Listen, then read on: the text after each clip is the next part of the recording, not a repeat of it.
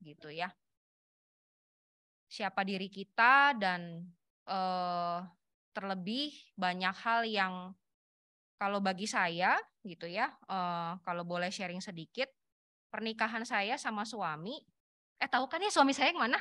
Iya iya, gitu ya. Nah, pernikahan saya sama suami yang bentar lagi itu sudah baru mau beranjak 10 tahun gitu ya. Jadi ingat-ingat tanggal 15 Desember nanti itu adalah endingnya kami gitu ya, dan kami merasa gila ya, anugerah Tuhan banget ya. Dia masih tahan sama gua gitu ya selama 10 tahun ini gitu. Dan saya pingin sebentar lagi tuh kita sama-sama nyanyikan lagu ini kalau ada yang tahu ya, Aku dan Seisi Rumahku.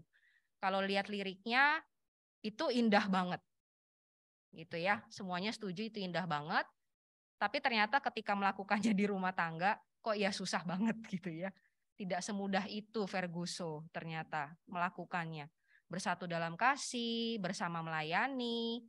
Kalau bersama-sama melayani kayak gini gitu ya, saya jadi MC ataupun dia di Mulmed itu kelihatan gitu. Tapi ketika di rumah melayani satu sama lain, ternyata butuh sekali anugerah gitu ya. Anugerah Tuhan yang terus menggesek kami satu sama lain.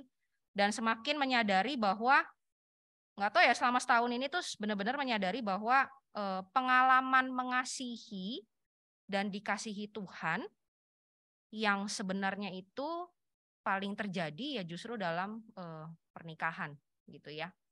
Hubungan kita dengan suami, kalau saya ngomong hubungan saya dengan istri kan nggak mungkin ya. Maksudnya hubungan suami istri dan juga dengan anak gitu. Karena saya juga jadi mengerti kenapa kasih Kristus kepada jemaatnya itu digambarkan lewat pernikahan gitu ya.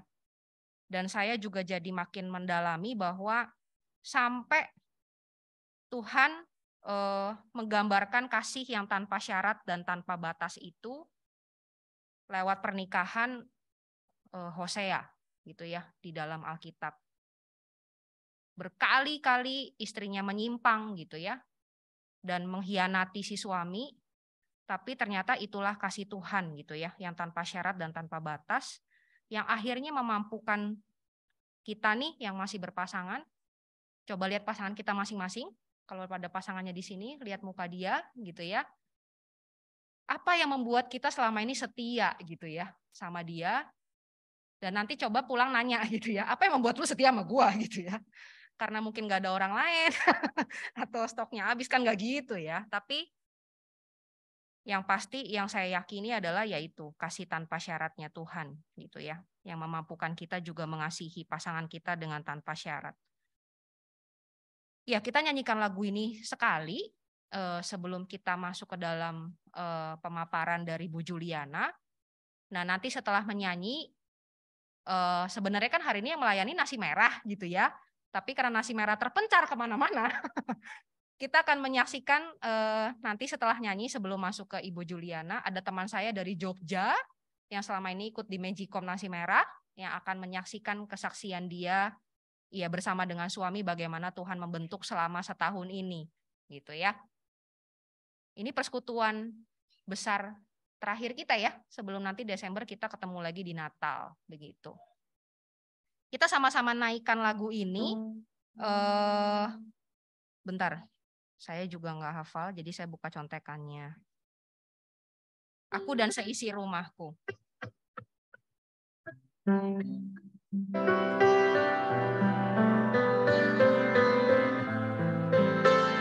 Kita dalami setiap kalimatnya.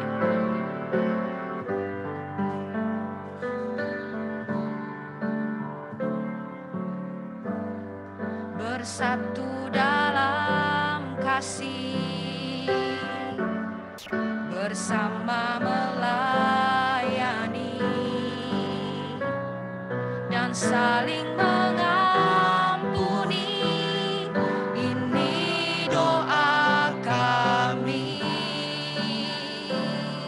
ini rindu kami, aku dan seisi rumahku memuji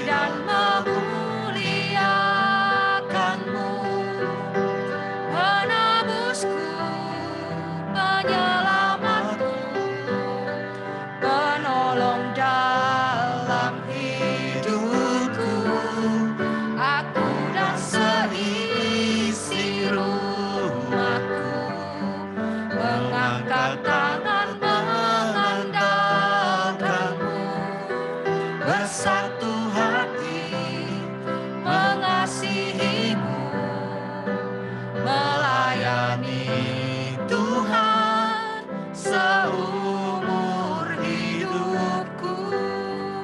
Kita naikkan sekali lagi. Bersatu dalam kasih, bersama melayani dan saling mengampuni.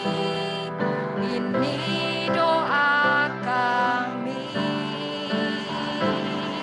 ini rindu kami, aku dan seisi rumahku memuji dan memuliakan-Mu, penebusku, penyelamatku, penolong dalam hidupku, aku dan seisi rumahku mengangkat tangan menandai-Mu, bersatu hati mengasihi-Mu, melayani Tuhan seumur hidupku. Saya persilakan kepada teman saya Ibet dari Jogja, ada di Zoom. Suaranya bisa keluar ya?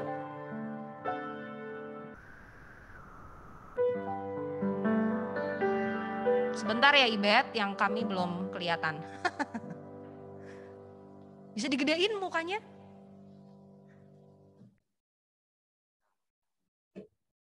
Oh ya, bukan mukanya yang digedein, layarnya yang digedein. Iya. Baik. Terima kasih Tirza. Suaraku kedengaran?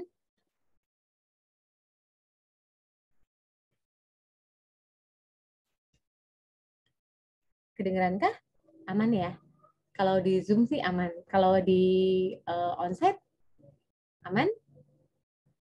Oh, nggak kelihatan. Oke. Oh, oke. Shalom teman-teman. Perkenalkan, saya Ibet dari Jogja. Saya bersama suami saya, Donald. Kebetulan malam ini suami berhalangan hadir karena harus mempersiapkan pelayanan yang lain.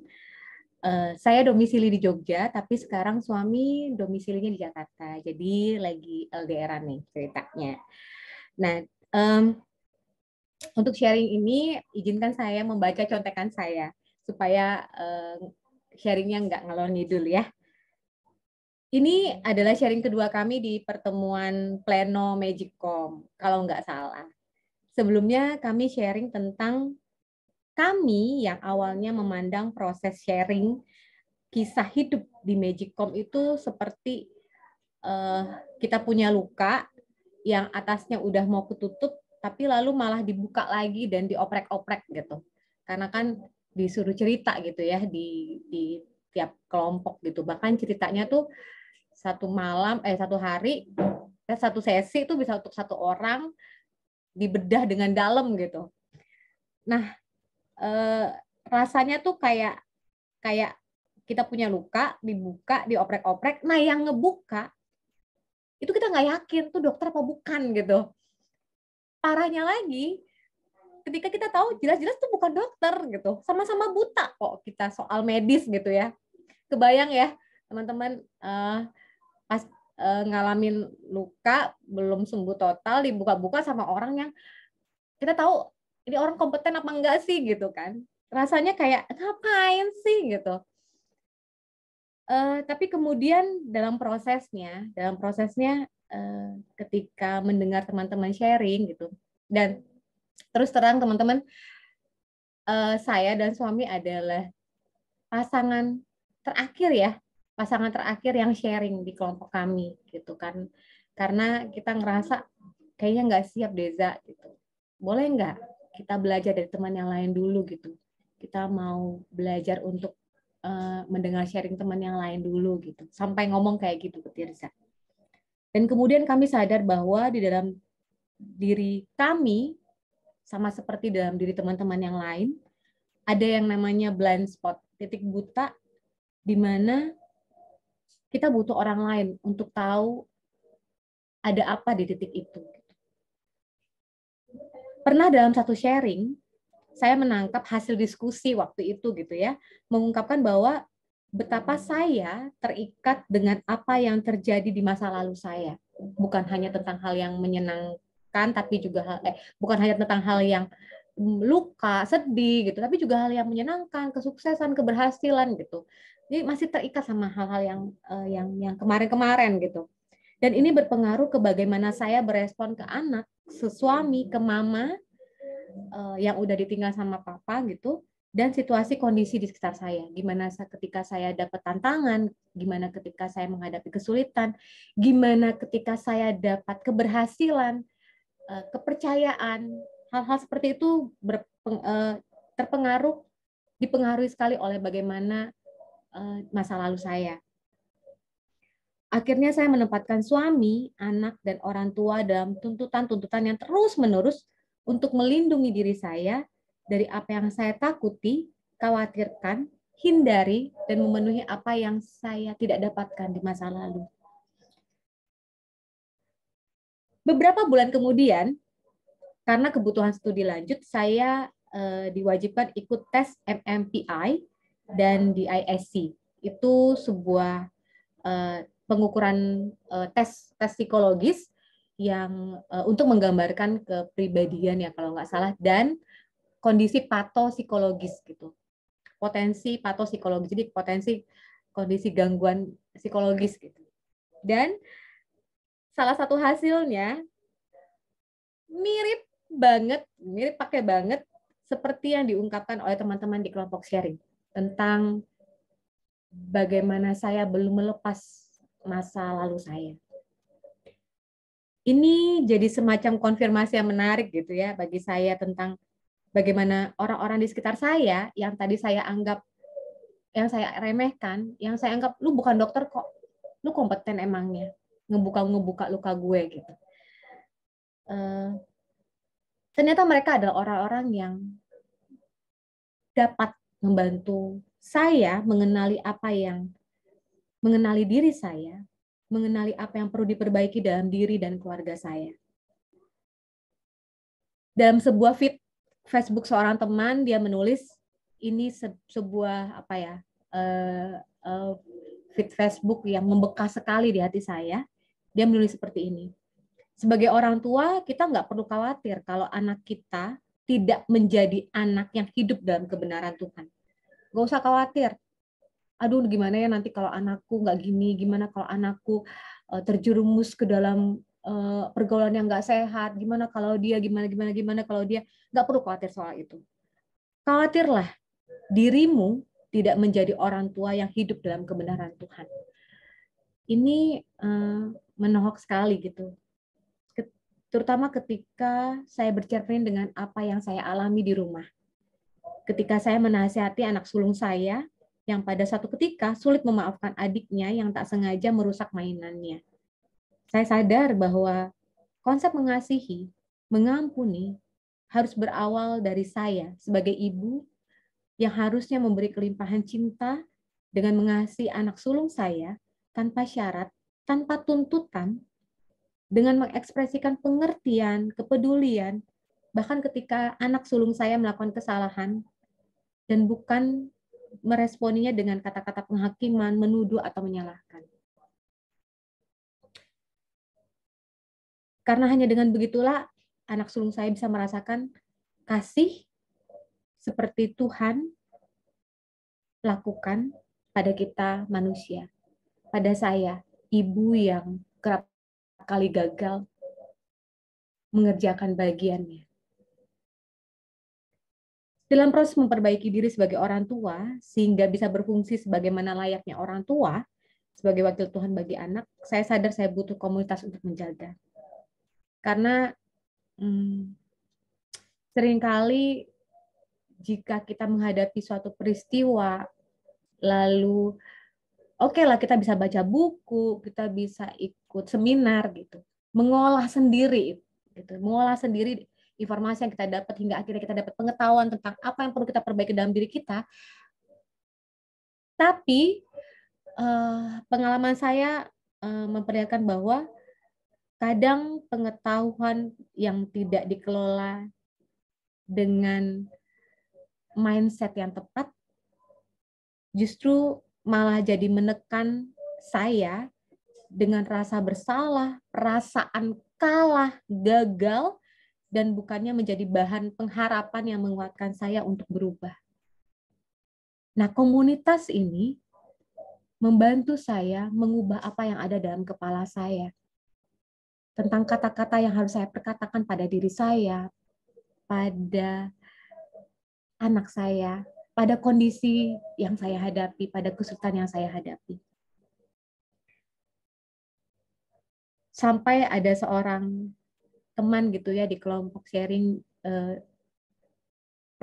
dia berkata seperti ini, iya benar ya, kita tuh kadang-kadang kita pertamalah yang membuli diri kita sendiri dengan kata-kata kita gitu. Saya ingat banget kata-kata dia tentang ini gitu, dan membekas sekali di hati saya, dan iya ya gitu. Dan komunitas ini membantu saya menyadarinya. Apa kata-kata yang selama ini saya perkatakan pada diri saya.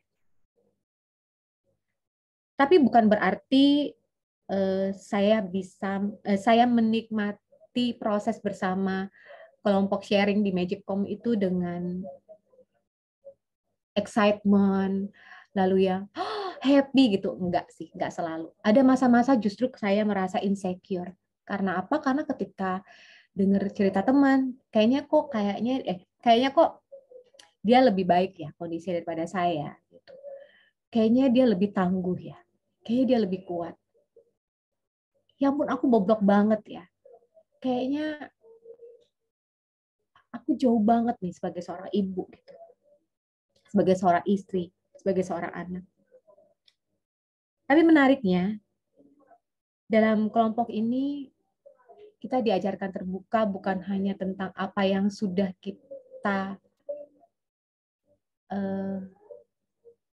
keberhasilan yang sudah kita dapat saat ini, tetapi juga hal-hal yang kita lewati di belakang, pergumulan-pergumulan yang kita telah lewati hingga kita sampai di titik ini, gitu kan ya. Dan di situ saya belajar melihat bahwa jika teman-teman bisa berada sampai di titik itu karena mereka sudah melawan diri mereka, melawan rasa tidak nyaman mereka untuk terus taat pada Tuhan. Taat pada apa yang Allah mau, taat pada apa yang Tuhan ingin mereka dibentuk seperti apa gitu. Belajar menerima pembentukan Tuhan. Di saat itulah insecure saya tidak langsung berubah, tapi insecure saya lebih ke arah perasaan tidak nyaman karena aku tahu ada sesuatu yang aku perlu perjuangkan. Ada sesuatu yang perlu aku ubah. Jadi perasaan insecure itu berubah makna gitu ya.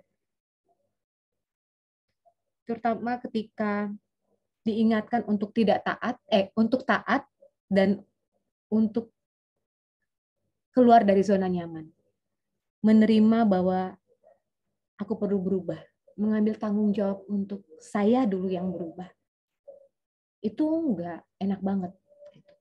Tapi menariknya lagi-lagi dalam sharing gitu. Salah seorang teman berkata, it's okay gitu, enggak apa. Perasaan tidak nyaman itu, dia pernah bilang gini gitu ke saya. Perasaan tidak nyaman itu bukan berarti apa yang sedang kita lalui itu buruk. Tapi lebih karena kita sedang lebih stretching gitu, sedang stretching dibentuk kapasitasnya, dibentuk karakternya. Justru karena kita sedang merasa tidak nyaman, itu berarti kita berada dalam zona, dalam proses yang benar. Wow, itu kata-kata yang powerful sekali gitu ya bagi saya. Untuk memaknai proses yang saya alami gitu. Terus terang kami masih punya banyak PR. Saya dan suami. Saya pribadi masih punya banyak PR. Tapi tiap kali mendengar sharing teman-teman dengan segala pergumulannya, saya seperti mendapat yang awalnya merasa insecure, tapi kemudian karena dengan pemahaman yang terus dibaharui, justru itu menjadi suntikan pengharapan bahwa Tuhan sedang dan terus bekerja dalam keluarga kami, dalam diri kami. Bisa menikmati belajar terbuka dengan suami mengenai perasaan satu sama lain yang nggak disukai, yang awalnya kami saling jaga gitu ya, saling menahan diri. Udahlah, nggak apa-apa lah, nggak usah diomongin lah, nanti malah jadi konflik kayak gitu. Tapi malah jadinya meledak gitu ya. Nah, sekarang lebih luas untuk bisa mengekspresikan apa yang di hati dan di pikiran. Lalu dengan mama juga bisa, dengan ibu gitu bisa mengutarakan kecewaan. Gitu. Mak, Witi nggak suka deh kalau mama gini. Boleh nggak kayak gitu? Boleh nggak kalau kita kayak gini. Mak, maaf ya kalau Betty kayak gini. Betty pengen lo sekali kalau aku panggilnya Uti gitu ya. Uti, aku pengen lo sekali kalau misalnya Uti tahu Uti melakukan kesalahan, Uti minta maaf ke aku. Ngomong kayak gitu. Dan bisa pelukan, nangis, dengar ibu minta maaf dan aku bisa bilang minta maaf tuh rasanya seperti ada sesuatu yang baru gitu dalam relasi kami. Dengan anak bisa minta maaf, bahkan kayak sekarang bisa jadi kayak teman cerita gitu ya, teman cerita bahwa iya ya, Arin lagi susah yang dari emosi ya. Iya, Bunda juga. Bunda juga, kita punya PR yang sama ya. Sama-sama kita belajar ya. Bunda minta maaf kalau Bunda belum jadi teladan yang baik, tapi Bunda mau belajar. Boleh nggak kita sama-sama saling ingetin? Bisa ngomong seperti itu tuh luar biasa rasanya. Sesuatu sekali gitu. So, di kesempatan sharing kali ini saya cuma mau bisa bilang thank you Magicom yang sudah membantu mengawal pertumbuhan keluarga kami. Thank you banget buat teman-teman tim pelayanan yang aku percaya bahwa jika ada pertumbuhan di tiap-tiap keluarga, proses yang terbentuk dalam relasi suami istri di tiap-tiap keluarga itu pasti karena doa-doa kalian. Ketekunan kalian untuk mengusahakan visi yang Tuhan kasih dalam diri kalian. So thank you banget. Dan yang terakhir tapi yang terbaik buat aku gitu ya. Makasih buat teman-teman dalam satu kelompok dan dalam kelompok besar juga yang sudah berkenan berbagi kisah hidupnya, membuka dirinya bagi kami. Itu seperti mendapat harta yang berharga. Karena kami tahu bahwa ketika kalian bercerita, kalian sedang memberi diri untuk dibuka lagi lukanya. Tapi kalian rela melakukan itu bagi kami. Itu luar biasa.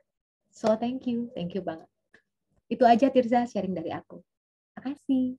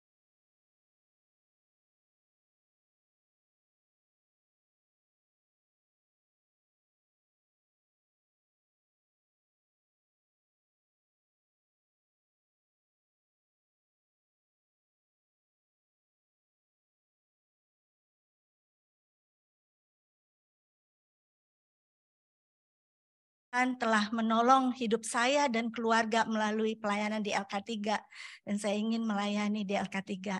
Lalu saya diizinkan dan sekarang saya setiap hari ada di kantor LK3. Dan salam dari Pak Julianto untuk Bapak Ibu semua ya. Dari sekarang beliau ada di Australia sedang pelayanan di sana. Dan juga salam dari suami saya. Tadi saya izin karena beliau juga lagi pelayanan di rumah sakit. Saya bilang saya ada pelayanan untuk Pak Sutri, dan senang sekali pada malam hari ini ada di sini. Bolehkah kita minta pimpinan Tuhan dulu untuk berdoa? Bapa di dalam surga, kami mengucap syukur Tuhan malam hari ini. Tuhan punya rencana bagi Bapak Ibu, pasangan-pasangan suami istri di GKY Karawaci ini Tuhan. Kami berdoa kiranya Roh Allah bekerja. Setiap perkataan, setiap firman Tuhan yang disampaikan menjadi firman Tuhan yang berpowerful, mengubah hidup kami Tuhan. Tuhan, kami bawa keluarga kami di rumah ke dalam tangan-Mu. Tuhan, jaga dan lindungi mereka. Tuhan, ini hidup kami. Kami percaya baik yang menyampaikan dan yang mendengarkan sama-sama diberkati Tuhan. Kami mau bertumbuh di dalam Kristus, yaitu Tuhan dan Juru Selamat kami. Dalam nama Yesus kami berdoa. Amin. Amin. Mari kita mulai slide kita, yaitu pelajaran hari ini adalah bagaimana memulihkan sistem keluarga. Tetapi sebelum kita memulihkan sistem keluarga, kita harus tahu gimana sih sistem keluarga yang sehat dan berfungsi. Ya enggak? Kita kalau mau tahu pemulihannya, kita harus tahu idealnya seperti apa. Nah, Bapak Ibu, kita hari ini akan belajar apa itu sistem keluarga, bagaimana yang sehat dan yang berfungsi. Oke, baik, minta tolong tim media slide next selanjutnya. Nah, kita akan ambil dari bacaan firman Tuhan hari ini yang menjadi dasar dari pelajaran kita, yaitu dari Mazmur 112 ayat 1 sampai 3. Dikatakan begini, berbahagialah orang yang takut akan Tuhan, yang sangat suka kepada segala perintahnya, anak cucunya akan perkasa di bumi. Saya ulangi sekali lagi, Mazmur 112 ayat 1 sampai 3. Berbahagialah orang yang takut akan Tuhan, yang sangat suka kepada segala perintahnya, anak cucunya akan perkasa di bumi. Amin, Bapak Ibu. Ya, Bapak Ibu sekalian, ayat ini memiliki gaya bahasa yang mirip dengan Mazmur 1 ya. Berbahagialah orang yang takut akan Tuhan, yang kesenangannya akan firman Tuhan, dia akan seperti pohon yang ditanam di pinggiran sungai dan sebagainya. Dan ini juga mirip dengan Matius ya, gaya bahasa berbahagialah khotbah di bukit ya. Berbahagialah orang yang berduka cita karena bla bla bla, berbahagialah orang yang senangnya dan sebagainya ya, itu mirip. Nah, yang saya ingin bahas adalah berbahagialah orang yang takut akan Tuhan. Ya, orang-orang yang takut akan Tuhan bukan hanya takut secara fisik, tapi ada hormat, ada respect, ada fear of God. Itu di situ kita mengandung arti bahwa kita hormat dan taat kepada Tuhan. Nah, orang-orang yang taat demikian, maka ada janji Tuhan buat kita semua. Bukan hanya secara fisik, secara finansial, bukan hanya itu. Tetapi ada berkat rohani, yaitu apa? Anak cucu kita akan perkasa di bumi. Amin. Coba kira-kira pasangannya, jangan pasangan orang lain ya.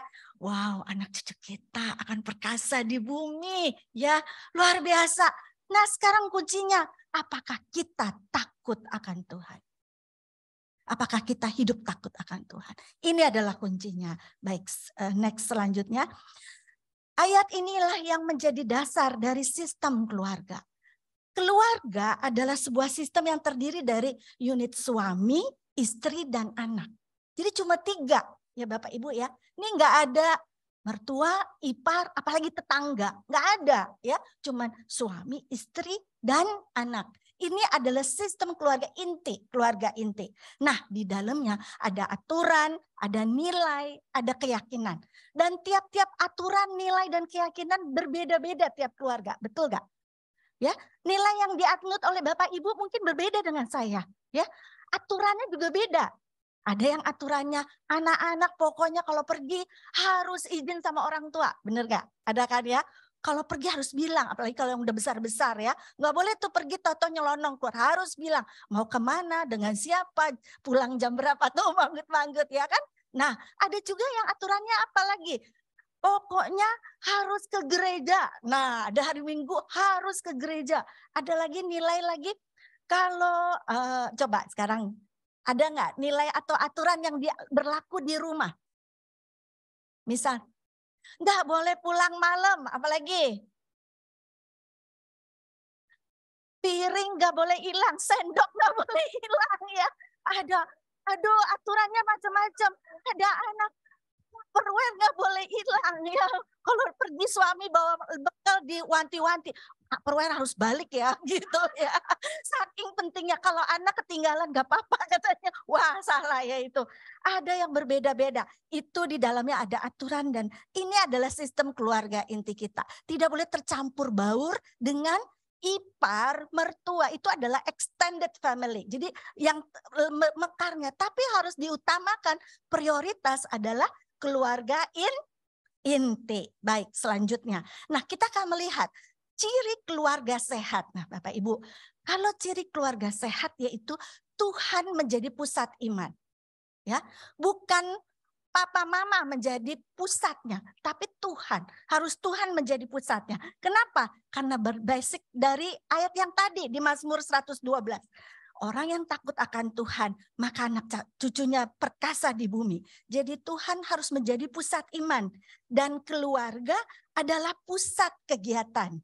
Semua kegiatan Bapak Ibu, pusatnya harus keluarga. Nggak boleh hal-hal yang lain menjadi pusat. Saya akan berikan contoh penyelidikan ya. Next selanjutnya. Ada yang bernama Jonathan Edward. Jonathan Edward ini hidup tahun 17-an. Kita belum ada yang lahir lah ya. Tahun 17-an itu di Amerika dia hidup mengasihi Tuhan. Segenap hati hidup akan Tuhan. Dan dia konsisten untuk menyerahkan hidupnya melayani Tuhan. Bersama istrinya dia membesarkan anak-anak yang takut akan Tuhan. Hasil penelitiannya bahwa anak cucunya ini benar-benar perkasa di bumi ini. Yaitu 65 orang menjadi profesor, 30 orang menjadi hakim, 100 orang menjadi pengacara, 100 orang menjadi pendeta, 80 orang memegang peranan penting di berbagai instansi, 66 orang menjadi dokter, bahkan 100 orang lebih menjadi misionaris. Wow, benar-benar perkasa di bumi karena dia hidup takut akan Tuhan. Next selanjutnya, dari penelitian ada lagi Max Jukes, seorang yang sejaman dengan Jonathan Edwards. Dia adalah seorang ateis yang tidak takut akan Tuhan. Dia hidupnya tidak punya prinsip, tidak ada aturan, pemabuk. Istrinya pun tidak takut akan Tuhan dan mereka tidak membiarkan anak-anaknya untuk ke gereja. Masa hidupnya ketika diteliti, anak cucunya 310 orang mati sebagai pengemis, 150 orang keturunannya masuk penjara, 7 diantaranya pembunuh, 100 orang lebih sebagai pemabuk, dan kebanyakan dari keturunannya menjadi wanita yang tidak baik. Bapak Ibu semua, dari penelitian ini benar-benar membuktikan bahwa kalau kita hidup takut akan Tuhan, maka anak cucu kita akan perkasa di bumi. Amin. Amin. Nah sekarang pertanyaannya, mau nggak kita anak cucu kita perkasa di bumi? Maulah ya. Masa anak kita menjadi yang tadi seperti Matius? Enggak lah. Tapi kita mau anak cucu kita perkasa di bumi. Perbaikilah sistem keluarga. Next selanjutnya. Tadi dibilang ciri keluarga yang sehat. Sistem keluarga yang sehat. Yang pertama tadi apa? Takut akan Tuhan. Yang kedua apa adalah keluarga menjadi pusat kegiatan. Pusat kegiatan bisa dilihat dari sini, bagian tengahnya adalah keluarga. Yang lain adalah aktivitas yang terjadi dalam hidup kita sehari-hari. Yaitu ada pekerjaan, pelayanan, adat, hobi, dan lain-lain. Arisan, ke pasar, dan sebagainya ibu-ibu ya. Nah dari semua itu harus terpusat pada keluarga. Nah, seringkali kita memprioritas, ini maksudnya adalah prioritas adalah keluarga. Seringkali hal-hal yang di luar itu, di lingkaran yang kecil-kecil di luar itu, menjadi lebih prioritas daripada keluarga kita sendiri. Contoh, ya. Contohnya apa? Kalau misalnya ada acara hobi, anak kita sakit tapi hobi kita nih naik sepeda. Ada kan bapak-bapak tuh yang hobinya naik sepeda, lagi ngetren ya. Hobinya aku harus naik ke sepeda, tapi anak lagi sakit. Yang mana yang harus diprioritaskan? Mana Bapak Ibu yang di Zoom, yang mana yang harus diprioritaskan? Udah susah banget tuh yang lagi di Zoom, mau nyenggol ya bapaknya. Wah susah. Nah Bapak Ibu, kalau kita sadar sistemnya harus sehat, keluarga harus diprioritaskan.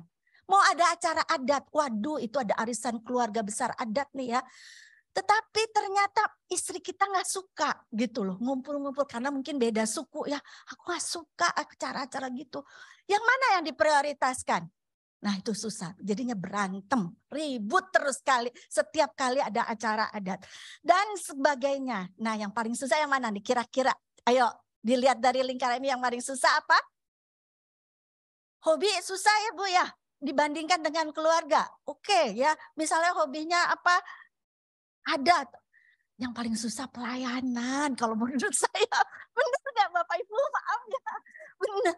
Aduh ada pelayanan tapi mama temenin aku mau mencari buku di toko buku. Yang mana?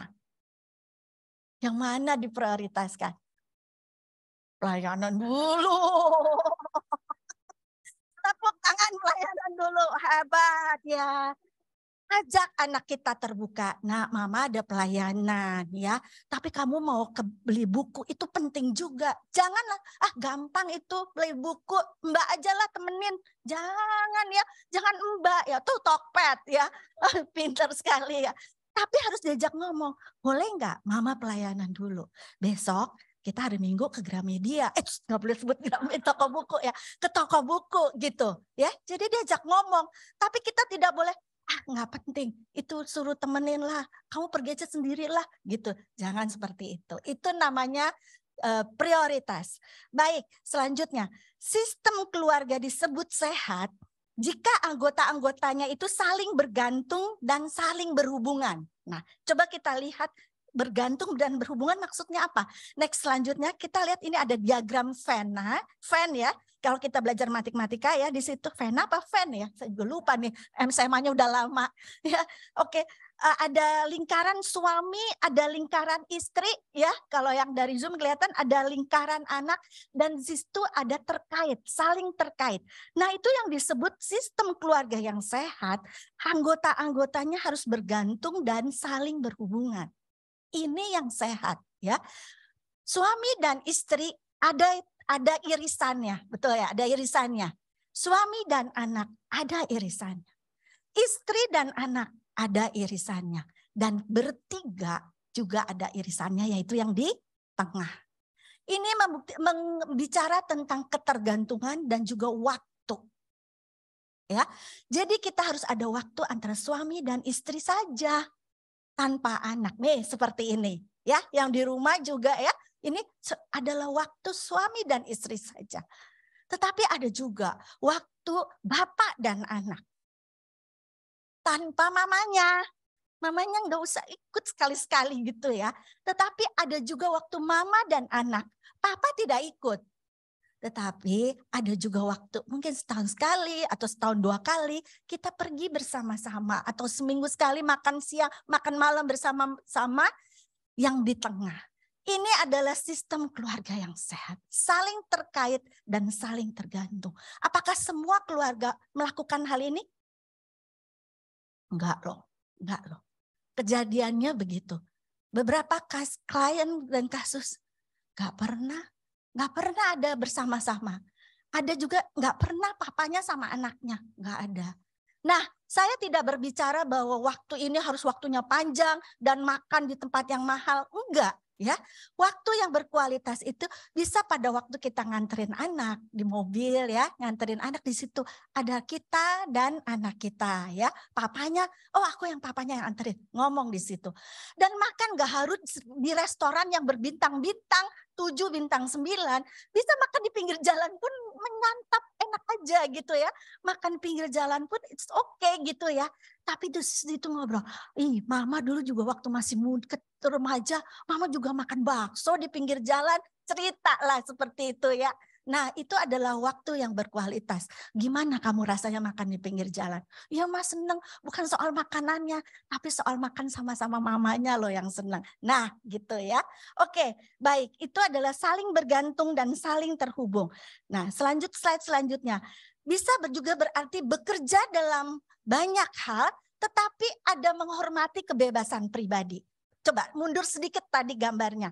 Ada suami dan istri yang tergantung, beririsan, tetapi ada area yang suami aja. Yang ada dekat suaminya itu yang tulisan suami atau istri. Artinya apa? Kita memberi kebebasan kepada suami untuk sendiri melakukan yang dia mau tanpa kita harus ada istri.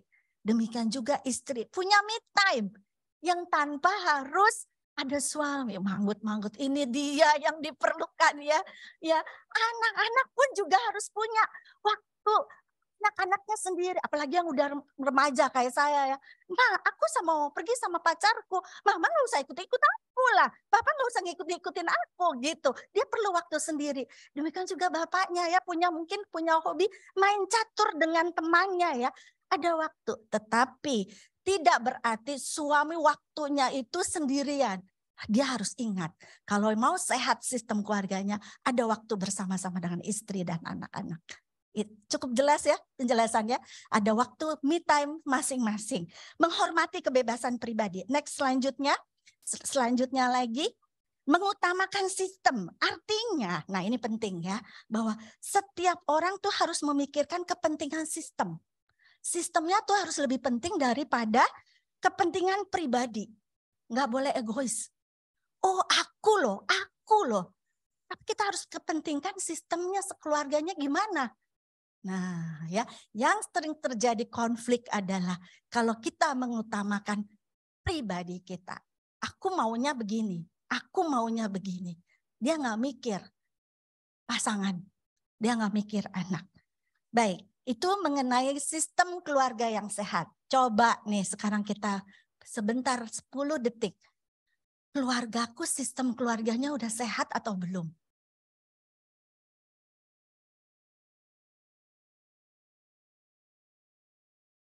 Apakah Tuhan sudah menjadi pusat iman? Apakah keluarga sudah menjadi pusat dari semua kegiatan?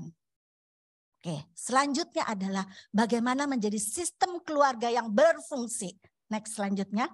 Sistem disebut berfungsi jika masing-masing menjalankan fungsinya. Nah, ini artinya berfungsi. Ayah menjalankan fungsinya. Ibu menjalankan fungsinya. Anak-anak menjalankan fungsinya. Dan orang tua juga menjalankan fungsinya sebagai orang tua. Nah, apakah menjalankan apa enggak? Atau digantikan sama orang lain? Atau ketuker? Nah, jika ada konflik, biasanya saya sebagai konselor keluarga, saya akan melihat kepada sistemnya. Sistemnya keluarganya sehat atau enggak. Nah, Bapak Ibu di sini pelayan-pelayan Tuhan, cara kita menganalisa salah satunya ya, tidak menjadi satu-satunya. Salah satunya adalah dengan melihat sistem keluarganya. Apakah sehat? Apakah berfungsi? Apakah masing-masing ini menjalankan fungsinya? Nah, kalau ada salah satu yang tidak menjalankan fungsinya, biasanya konflik. Itu. Oke, baik, next selanjutnya. Ada ayat firman Tuhan di dalam 1 Timotius 5 ayat 8 berkata demikian. Jika ada orang yang tidak memeliharakan sanak saudaranya, apalagi seisi rumahnya, maka orang itu murtad dan lebih buruk dari orang yang tidak beriman. Aduh, ini serem banget nih ya ayatnya ya. Bapak Ibu baca ini kok serem amat ini.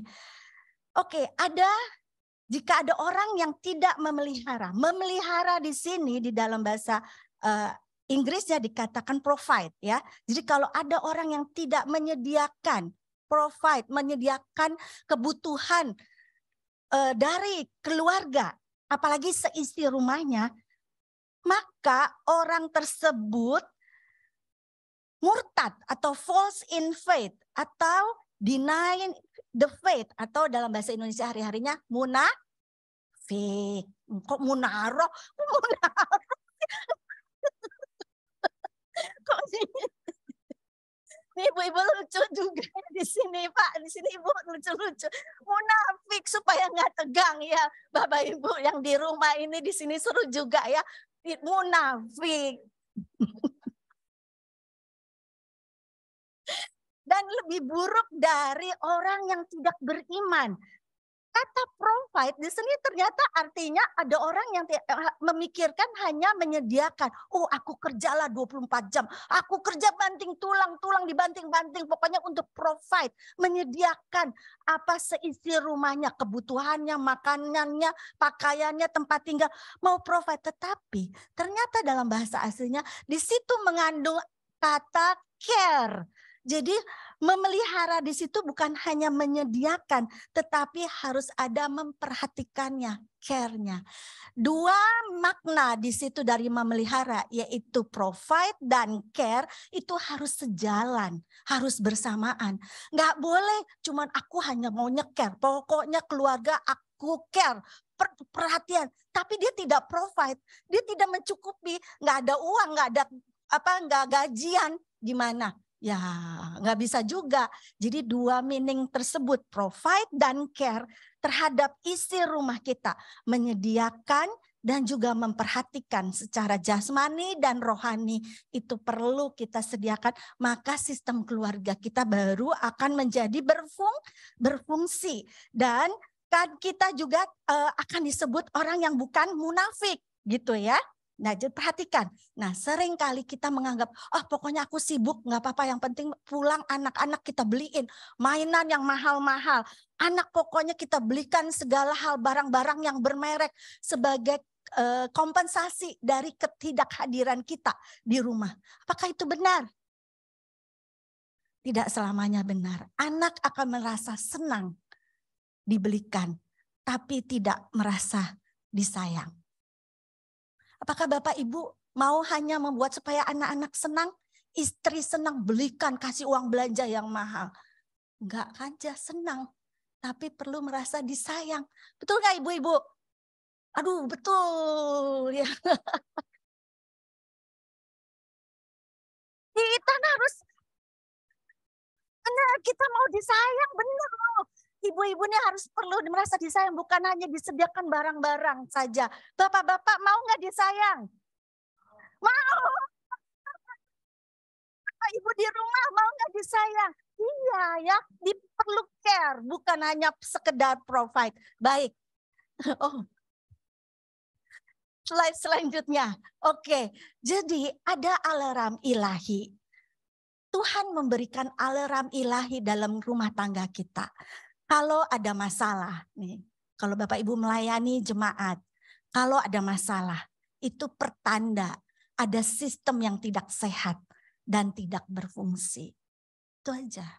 Ya, begitu ada masalah. Tapi kalau tidak masalah berarti sistemnya sehat, sistemnya berfungsi. Jadi kalau ada jemaat atau teman yang curhat, aku nih masalah nih, suamiku begini, istriku begini, anakku begini. Kita kalau menurut sistem keluarga, perbaiki sistemnya. Sistemnya aja diperbaiki. Kalau sistemnya diperbaiki, maka anggota unit-unitnya pun akan kembali baik kembali. Yang selanjutnya, keluarga adalah mitra Tuhan dalam menebus manusia. Tuhan memakai keluarga untuk menebus manusia. Itu sebabnya ketika Kristus lahir melalui dalam sebuah keluarga. Karena apa? Disitulah cara Tuhan untuk menyelamatkan umat manusia melalui keluarga-keluarga. Selanjutnya, tetapi keluarga juga seringkali menjadi sasaran utama kuasa iblis. Kenapa? Keluarga dimulai di keluarga itulah dihancurkannya. Gereja-gereja banyak sekali hancur karena keluarga-keluarganya diserang duluan. Sistem keluarganya lemah, sistem keluarganya tidak sehat, sistem keluarganya tidak berfungsi. Di situ diserang. Kadang-kadang iblis memberikan tawaran yang sangat halus kepada keluarga-keluarga. yaitu dengan kesibukan. Slide selanjutnya. Ibu-ibu bukan hanya bapak-bapak yang sibuk bekerja, tapi ibu-ibu juga sibuk bekerja tangannya, ya. Lihat HP melulu, TikTok, YouTube, semua nonton medsos terus. Sibuk arisan, sibuk ketemu reuni SD, SMP, TK, semuanya di tiap minggu. Sehingga sibuk anak-anak tidak terperhatikan. Boleh tolong dipasang videonya?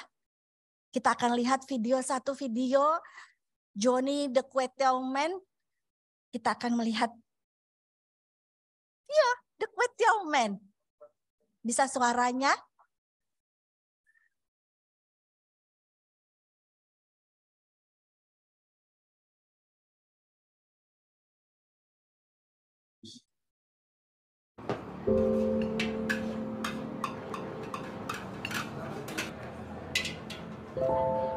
Nama gue Johnny. Bisnis gue ya restoran ini. Gue kerja keras bangun bisnis ini. Berharap bisa meningkatkan taraf kehidupan keluarga gue. Memang capek banget sih. Dan sering makan hati lagi sama karyawan.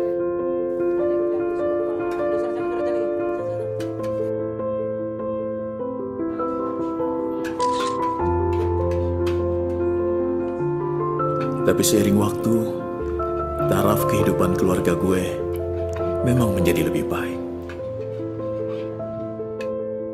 Tapi ternyata, semakin ramai bisnis gue, justru gue malah semakin sibuk. Seperti tidak punya kehidupan. Semuanya tersedot sama bisnis gue. Sehingga rasanya hampir tidak punya waktu buat keluarga gue. Pak, aku ikut pentas drama di sekolah loh. Papa datang ya? Papa pengen sekali datang. Tapi Papa kan bisa. Siapa yang masak kue tiaw? Hah? Siapa yang ngawasi karyawan? Dan yang ngatur uang di kasir? Tapi aku maunya Papa datang. Tapi Papa nggak bisa ninggalin restoran. Hah? Papa janji deh, ya. Tahun depan Papa pasti datang. Ya? Bang, kue Papi ya, Bang? Ya, sebentar. Yaudah, ganti baju, Nak.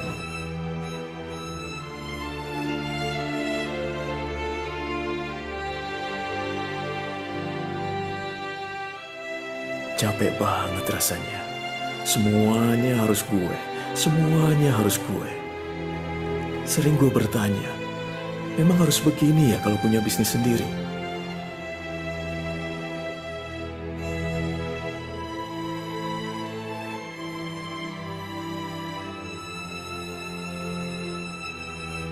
Sebagai bisnis coach yang mencapai peringkat nomor 1 di tingkat dunia, apa nih tips praktis dari Coach Yohanes Pauli buat para pemilik bisnis? Para pemilik bisnis harus bangun bisnisnya agar profitable dan autopilot. Artinya, bisnis semakin menguntungkan dan bisa berjalan sendiri tanpa harus selalu ada pemilik bisnisnya di dalamnya. Telepon sekarang juga ke Gratio Practical Business Coaching di nomor telepon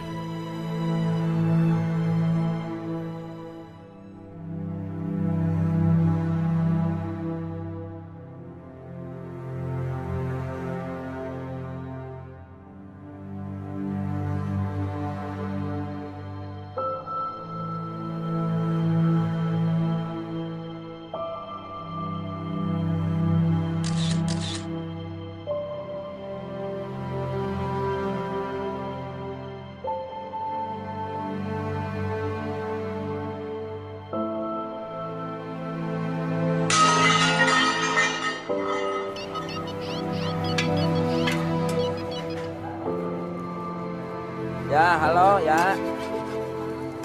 Ya, betul.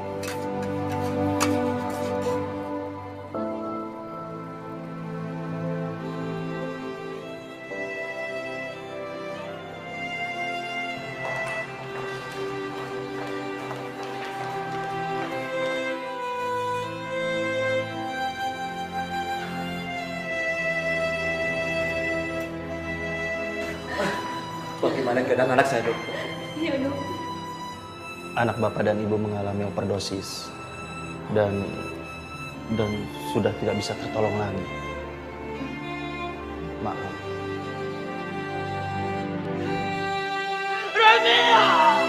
Romeo anak saya, dokter. Romeo, dokter, anak saya. Romeo!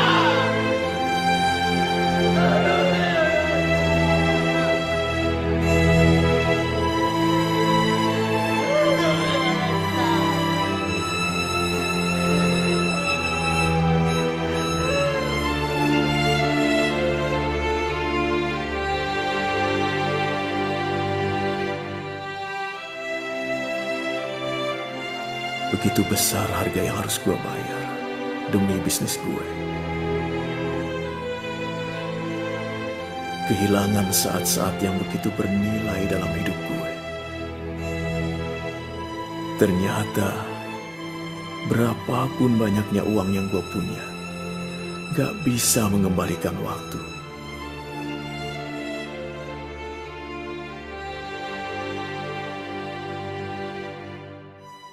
Ini bukan hidup yang gue mau. Apa gunanya seorang memperoleh seluruh dunia tetapi kehilangan nyawanya? Bapak Ibu, video ini mungkin boleh menjadi perenungan kita. Apa yang menjadi prioritas dalam kehidupan kita? Uangkah? Pekerjaankah? Hobikah? Atau hal-hal yang lain? Sementara keluarga kita sangat mengharapkan menantikan kita. Mungkin Bapak Ibu bertanya kepada saya, Bu, bagaimana sih sistem keluarga yang salah? Kalau tadi ngomong yang sehat, yang berfungsi, demikian. Kalau yang salahnya gimana? Saya nggak punya bayangan. Bapak Ibu, contoh yang ada beberapa di dalam kasus, di dalam ruangan counseling adalah, kalau sistem keluarga yang sendiri-sendiri, mungkin bisa di stop dulu videonya ya, bukan video slide PowerPoint-nya. Sistem keluarga yang tidak ideal adalah yang sendiri-sendiri. Kalau tadi lingkarannya semua terkait. Tapi kalau sendiri-sendiri itu tentu tidak berfungsi. Jadi bapaknya punya kegiatan sendiri. Ibunya punya kegiatan sendiri. Anak pun punya kegiatan sendiri. Lu, gue. Nggak ada keterkaitan. Nggak ada waktu bersama. Itu tentu tidak sehat. Apalagi contohnya misalnya salah satu mendominasi sehingga pasangan berada di dalam lingkaran yang mendominasi. Misalnya suami yang mendominasi istri. Semua kegiatan ada di dalam lingkaran suami. Istri tidak boleh keluar, tidak boleh ketemu temannya, tidak boleh ke pasar, tidak boleh ke gereja sendirian. Pokoknya selalu ada di bawah pantauan suami. Ada nggak yang begitu? Ada ya, di luar sana lah, di pegunungan sana yang di atas pohon sana yang bukan ada di sini gitu ya. Itu mungkin ada seperti itu yang mendominasi. Istrinya sangat dilarang. Nggak boleh ke tetangga, nggak boleh ngomong, nggak boleh telepon orang-orang. Bahkan sama keluarganya sendiri pun dilarang. Tapi sebaliknya, ada istri-istri yang sangat mendominasi suaminya. Suaminya sangat-sangat dipantau. Pagi 5 menit udah keluar, udah sampai mana? Ya ampun, Ma, baru mau kerja. Ini baru di depan, udah ditanyain. Baru 5 menit lagi, Pak sudah sampai mana? Ya baru sampai depan komplek, Ma, baru ngomong sama sekretar. Ntar 5 menit lagi ditanya, Pak udah sampai mana? Baru begini-begini. Sehari berkali-kali dihubungi. Sampai di kantor pun ditanya, sampai mana? Coba kasih video call, kasih lihat semuanya. Demikian sangat posesifnya terhadap pasangannya. Apakah itu sehat? Tentu tidak sehat. Jadi kalau salah satu terlalu mendominasi demikian, akhirnya tidak sehat. Apalagi kalau istri yang lebih mendominasi dari suami. Padahal kita sesuai firman Tuhan bahwa pria harus tetap menjadi kepala di bawah Kristus. Ya kan? Setelah Kristus adalah payung otoritas ya, ingat payung otoritas bahwa anak-anak harus tunduk kepada orang tua. Istri harus tetap tunduk kepada suami dan suami tunduk juga kepada Kristus. Itu udah aturannya, nggak bisa dibolak-balik. Apapun, meskipun istri gajinya lebih besar dari suami, itu tapi sistem dari Tuhan itu tidak boleh dibolak-balik. Itu adalah contoh yang tidak sehat dan berfungsi. Apalagi kalau membuat kubu, ya. Misalnya salah satu bapaknya sama anaknya ya, membuat kubu memusuhi istrinya, atau istri sama anak memusuhi suami, atau ada juga orang tua membuat kubu memusuhi anak-anak. Tentu itu tidak sehat. Itulah contoh beberapa hal-hal yang tidak sehat. Baik, kembali lagi kita ke PowerPoint-nya ya, Bapak Ibu semua. Sedikit lagi nanti kita akan masuk ke dalam Q&A, question and answer. Anak selanjutnya, anak yang besar dalam kasih sayang jauh lebih mudah mengenal Tuhan di masa dewasanya. Jadi Bapak Ibu yang tidak, anak-anak kita, kenapa ya sulit dibawa ke gereja? Kenapa dia sulit menerima Kristus? Karena dia tidak menerima kasih sayang dari kita. Tapi kita seringkali selalu nyalahinnya anak-anak. Ini nih gara-gara pergaulannya. Ini nih karena sekolahnya gini nih, semua kita salahkan. Tapi pernah gak kita sebagai orang tua, termasuk saya, introspeksi diri. Apakah kita sudah memberikan kasih sayang, menggambarkan figur ayah kepada anak-anak kita? Slide selanjutnya, keluarga adalah anugerah Tuhan terbesar setelah penebusan Kristus. Kristus tentu saja adalah anugerah Tuhan terbesar, pemberian Tuhan yang terbesar. Tetapi yang kedua adalah keluarga. Oleh sebab itu, sayangilah keluarga. Ya, pertahankanlah keluarga kita.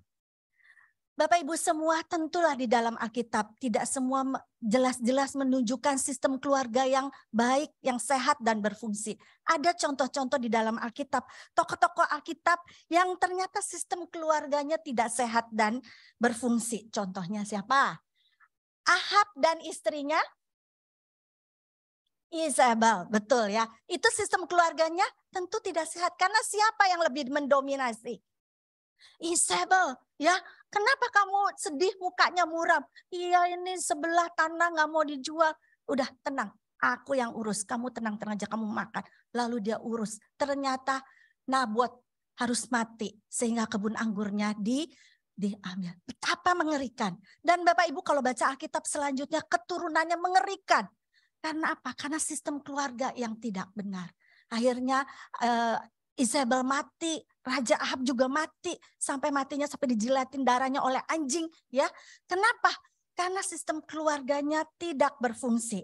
Ada juga slide selanjutnya, 2 slide setelah ini. Slide selanjut. Nah, oke. Sistem keluarga Ishak dan Ribkah. Ini saling punya anak favorit, ya. Ishak favoritnya kepada Esau, Ribkah juga favoritnya kepada Yakub, ya. Dan mereka akhirnya membuat perseteruan di antara mereka. Ketika ada kesepakatan untuk menjual hak sulung ke sulungannya, lalu dan juga waktu minta berkat, Yakub menipu ayahnya sendiri, menipu kakaknya sendiri. Oleh karena ada andil siapa? Ada andil ibunya, karena ada membuat kubu si ibu dengan si Yakub. Lalu bapaknya Ishak dengan Esau. Akhirnya sistem keluarga yang kacau membuat permusuhan di antara mereka. Tetapi kabar baiknya, walaupun mereka sistem keluarga mereka hancur, tetapi ada pemulihan. Nah ya, inilah ya yang kita ingin. Mereka ada pemulihan walaupun ada harga yang harus dibayar. Ada waktu yang harus dibayar berpuluh-puluh tahun. Akhirnya Yakub dan Esau berbaikan kembali. Maaf saja tidak cukup. Tadi ada baru artikel dari Pak Julianto ya. Maaf saja ternyata tidak cukup. Kita ada di dalam sistem keluarga yang kacau. Doa perlu, sangat perlu. Tetapi itu saja tidak cukup. Ada karunia Allah, usaha anugerah ilahi. Tapi perlu juga usaha kita manusia. Perlu usaha, perlu waktu. Bahkan kadang-kadang perlu uang untuk menebus kesalahan-kesalahan yang kita buat. Kita harus belajar bagaimana memulihkan. Bagaimana cara memulihkan sistem keluarga kita. Yaitu yang pertama, kita harus aware, sadar bahwa sistem keluarga kita tidak benar. Kalau nggak ada kesadaran, mau dioyak-oyak, mau diapain, mau konseling berapa kali, mau didoakan terus-terus gitu, tidak ada perubahan. Karena diri tidak sadar bahwa sistemnya kacau, sistemnya tidak sehat dan berfungsi. Yang pertama-tama, bangkitkan kesadaran bahwa kita butuh Tuhan, bahwa kita butuh anugerah Tuhan. Kesadaran demikian ini yang membawa kita mau berubah. Oke, aku mau memperbaiki sistem keluargaku. Aku mau memperbaiki. Dan itu Tuhan akan memulihkan satu persatu. Saya berdoa malam hari ini. Berapa banyak Bapak Ibu, pasangan-pasangan suami istri. Mari kita memulihkan sistem keluarga kita masing-masing dulu. Jangan berpikir mau memperbaiki sistem keluarga orang lain. Tetangga kita, saudara-saudara kita. Diri kita dulu, sistem keluarga kita dulu. Apakah sehat dan berfungsi? Apabila tidak, belum Bu, aduh belum, saya masih bergumul, no problem, gak apa-apa. Mari kita sama-sama bertumbuh. Mari sama-sama kita pulihkan. Pelan-pelan Tuhan akan memakai dengan cara-cara yang ajaib, dengan cara-cara yang tidak terpikirkan oleh kita. Mau Bapak Ibu, semua yang ada di rumah, maukah kita memperbaiki sistem keluarga kita? Demi siapa? Bukan demi kita, tapi demi anak cucu kita. Keturunan-keturunan kita yang Tuhan janjikan akan perkasa di bumi ini. Amin. Amin. Mari kita berdoa, kita tunduk kepala sebelum kita masuk dalam Q&A. Bapa di dalam surga, kami mengucap syukur Tuhan untuk kebenaran Tuhan, bahwa Tuhan ingin memulihkan keluarga-keluarga. Kami rindu Tuhan menerima janji-Mu Tuhan, bahwa anak cucu kami Tuhan akan perkasa di bumi Tuhan. Tapi Tuhan tolong mulai dari kami, mulai dari keluarga kami, mulai dari sistem keluarga kami. Tuhan, kami sadar kami belum sempurna Tuhan. Oleh sebab itu kami perlu Tuhan, kami perlu belajar Tuhan. Mari Bapa, mari Roh Kudus, mari tolong kami semua. Malam hari ini kiranya Tuhan memeteraikan firman Tuhan ini di dalam hati kami masing-masing. Di dalam nama Yesus kami berdoa. Kami berdoa untuk gereja ini Tuhan. Berkati Tuhan. Keluar gereja yang berfokus pada keluarga serta pasangan suami istri. Akan diberkati Tuhan. Akan banyak jiwa mendapat lawatan Tuhan. Dan banyak jiwa dimenangkan oleh hormat. Untuk hormat kemuliaan nama Tuhan. Berkati para pemimpin yang melayani di sini. Yang membawa jiwa-jiwa ini datang kepadamu Tuhan. Biarlah boleh menjadi teladan dan contoh bagi jemaat semua. Terima kasih ya Bapa. Di dalam nama Yesus kami berdoa. Amin.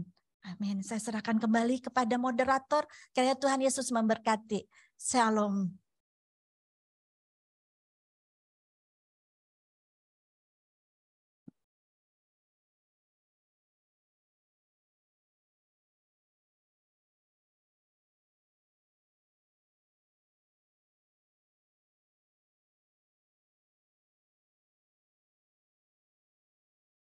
Oke, selamat malam para pasangan pasutri yang dikasih dalam Tuhan Yesus Kristus. Baik. Au. Ngagetin lu. Baik yang di onsite yang di gereja dan yang ada Zoom bersama kita. Kita memasuki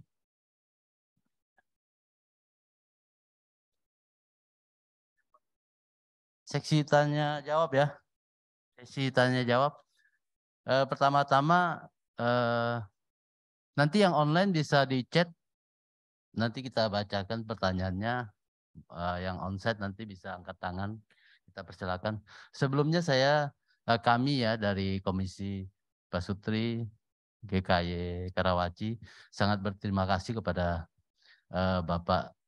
Ibu Yuliana, Bapak Yulianto dan Ibu Teresia bersama timnya LK3 ya selama 1 tahun ini sudah membimbing kami dan kami merasa sangat terberkati ya dari sharing-sharing teman-teman.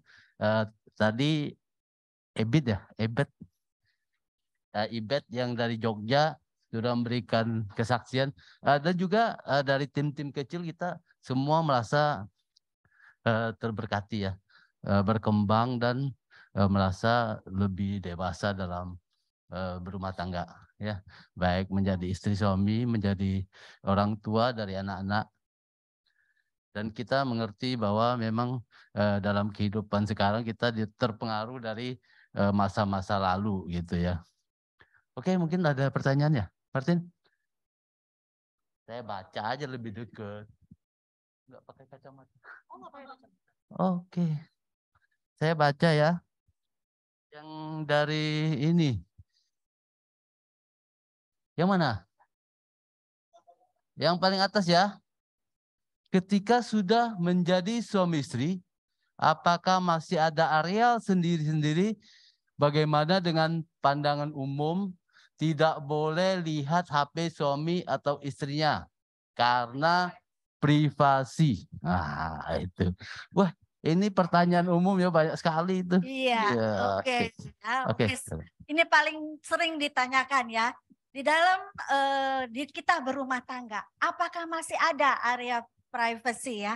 Nah, kalau di masalah HP ya, kalau masalah HP ini kan adalah di mana ada kepercayaan. Ya, kalau kita percaya pada pasangan kita, nggak usah di password ya.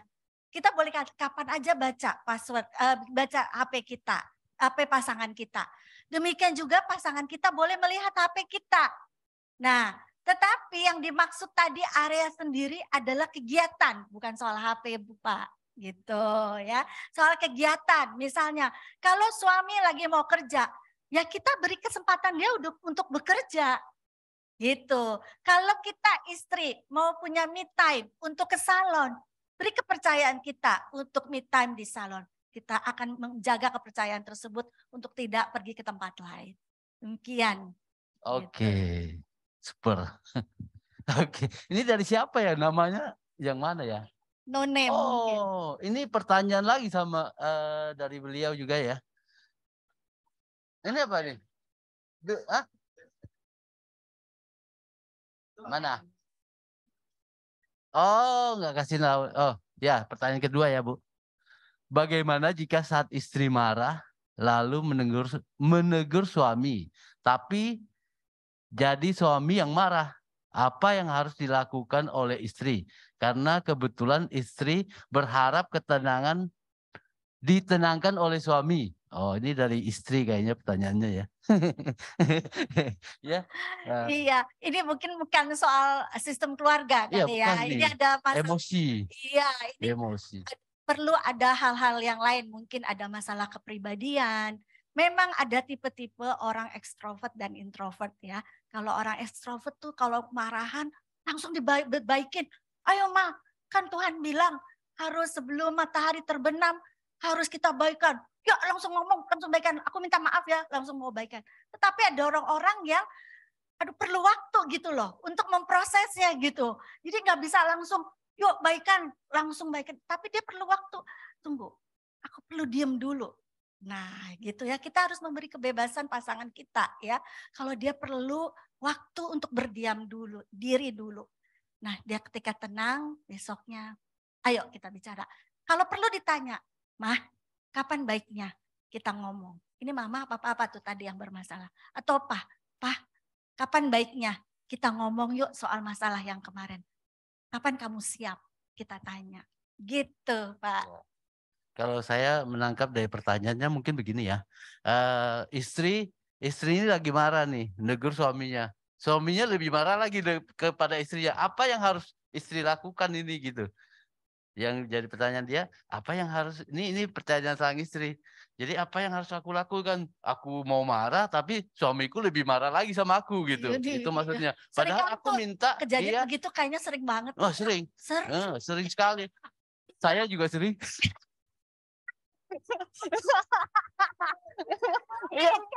Kita yang mestinya marah, tapi kita yang kena omelan suami ya. Bu, manggut-manggut. Iya. Kalau istri saya langsung tidur. Sabar ya. Selesai.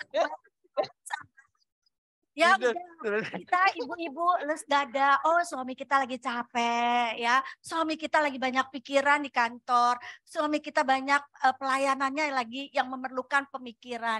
Ya sabar, memang kita nih harus banyak-banyak bersabar ibu-ibu ya. Oke.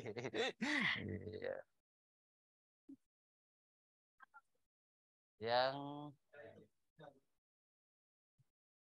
ya oke. Di ayat Alkitab ada tertulis istri harus tunduk pada suami. Bagaimana kalau suami meminta istri berbuat sesuatu hal yang tidak sesuai dengan hati nurani istri? Pertanyaannya begitu. Waduh. Ya. Ini kayaknya mesti Bapak Pendeta yang harus menjawab nih ya. Kalau menurut saya Harus tunduk, tetapi ternyata yang disuruhnya tidak sesuai hati nurani, tidak sesuai hati nurani atau tidak sesuai dengan firman Tuhan. itu yang penting. Ini kita sama nggak nih dengan firman Tuhan, ya Pak ya? Benar sekali. Nah, ya hati nurani itu susah kan? Ya. Bisa aja dia minta apa kita nggak mampu gimana? Tapi yang penting adalah harus sesuai dengan firman Tuhan, Pak. Ya, itu intinya ya. Betul.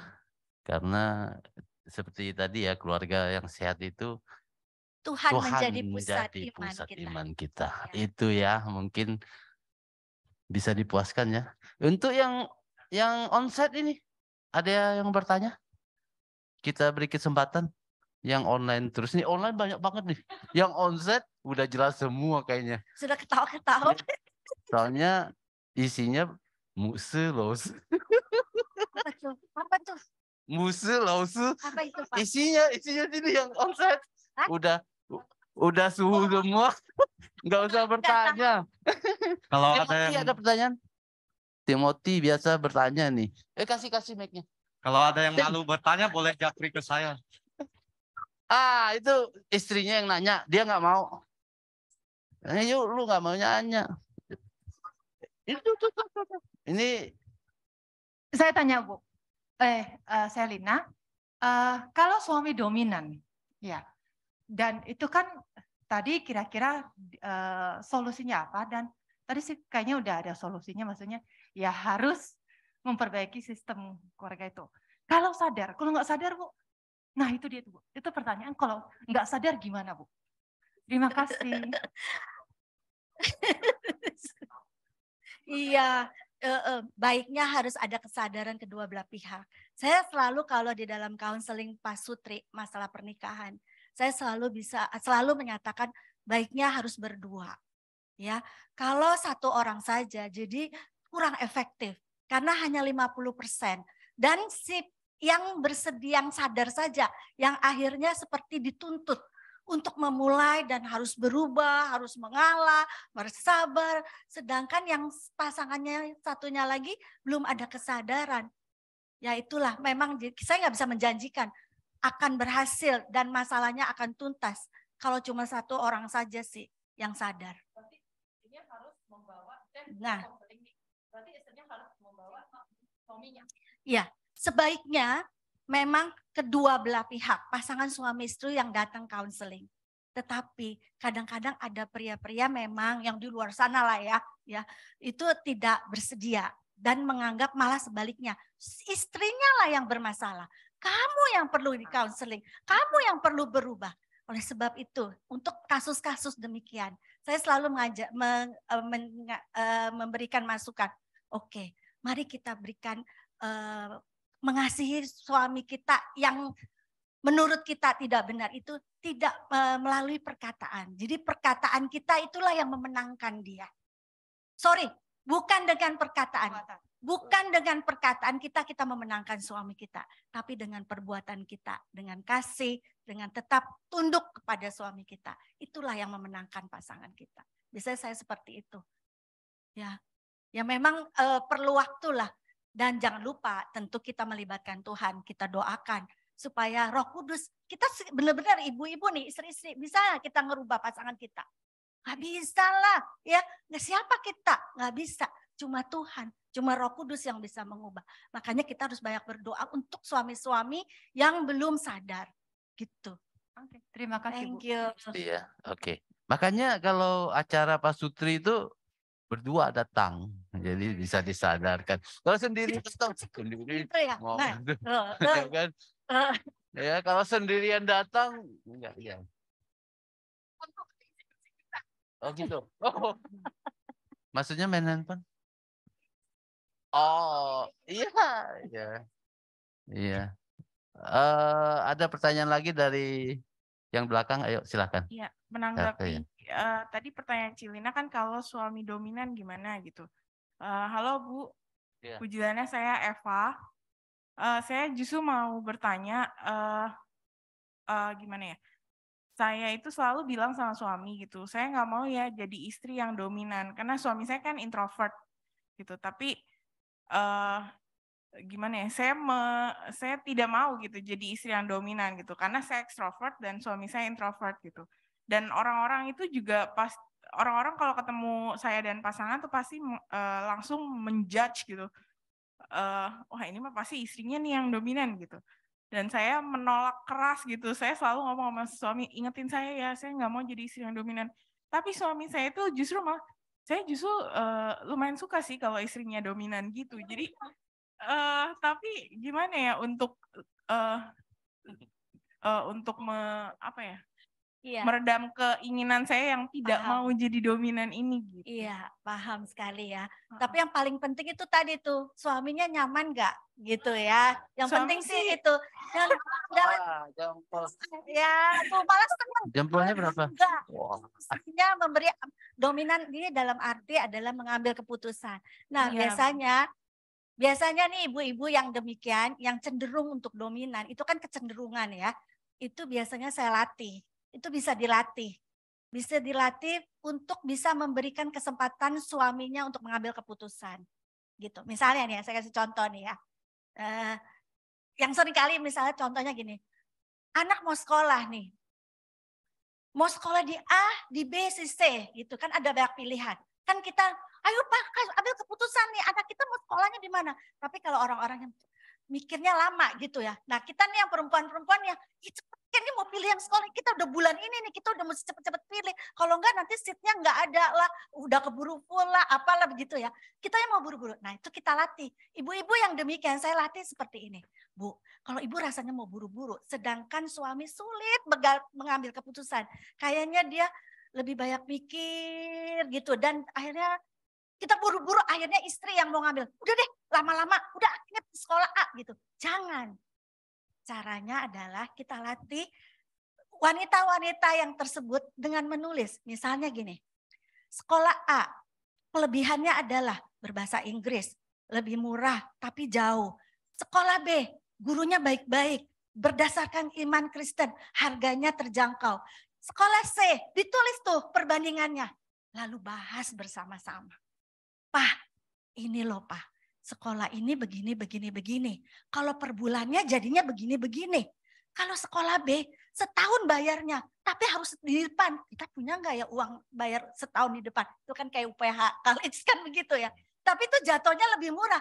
Dibandingkan sekolah C yang memang tiap bulan. Tapi jatuh bulanannya lebih besar. Tapi dia bahasa Indonesia loh. Nggak bahasa Inggris.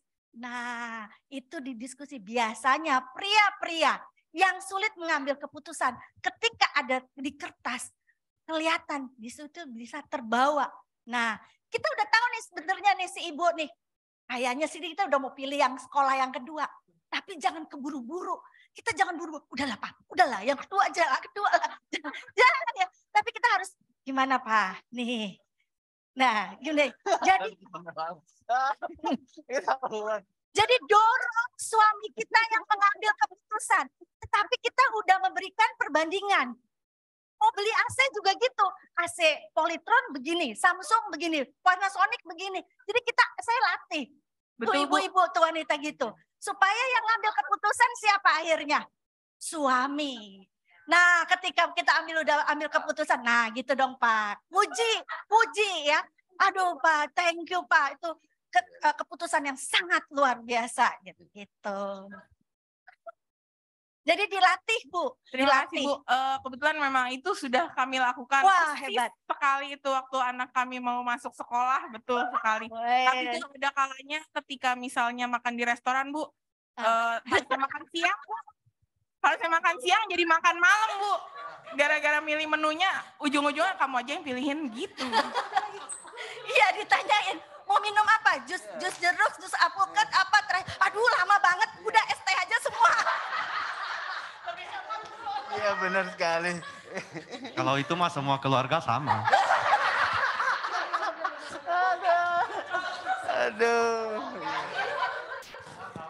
Poni tadi aku mau ngomong tapi nggak berani. Keceplosan. Untuk Pak Robert. Sini nggak bisa sama. Jauh, terlalu jauh. Pak Robert. Sini nggak bisa di sana. Yuk. Nah, begitu dong.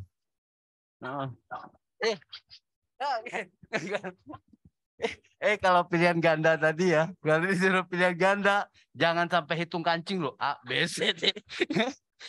Kayak waktu ujian. Ini yang mana yang mau yang ini masih mau? Yang mana? Oke, yang mana ya? Oh ya. Pertanyaan dari online yang ketiga. Apakah benar bahwa suami yang harus mencari nafkah seperti kutuk terhadap Adam?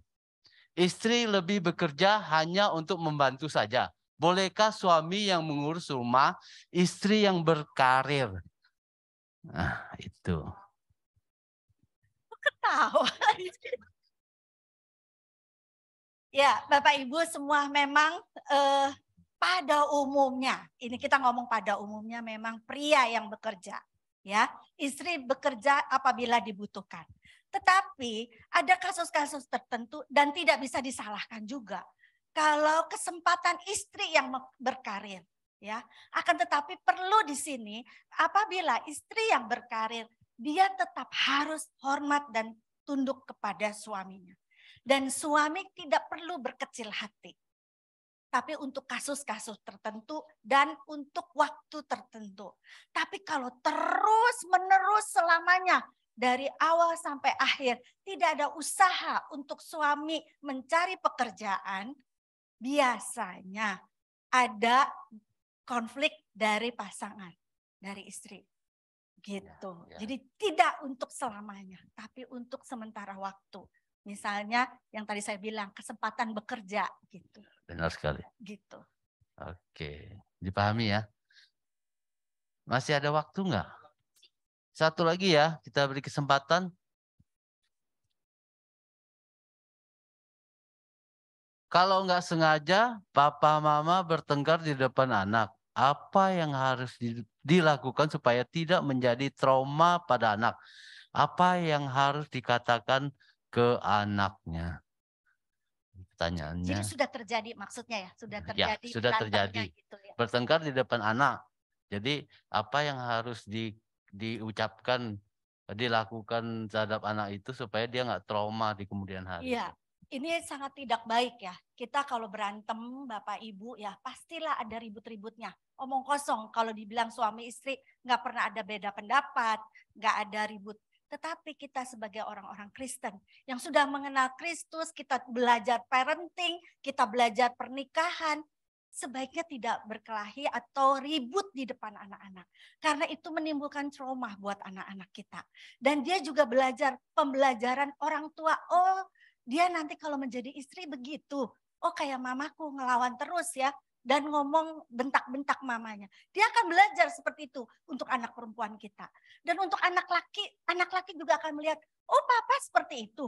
Oh kalau jadi pria seperti itu ya. Bentak-bentak perempuan, main pukul perempuan. Itu akan tanpa disadari terserap buat anak-anak kita. Dan itu akan terbawa untuk masa depannya. Jadi kalau sudah terjadi, maaf, minta maaf kepada anak dan tidak mengulanginya lagi. Oke, jadi jawabannya minta maaf dan tidak mengulanginya kembali, gitu ya. Oke, sesi tanya jawab selesai ya. Kita kembalikan ke MC. Ya. Oke, terima kasih Tuhan berkati Bapak Ibu semua. Oke, ini nggak perlu.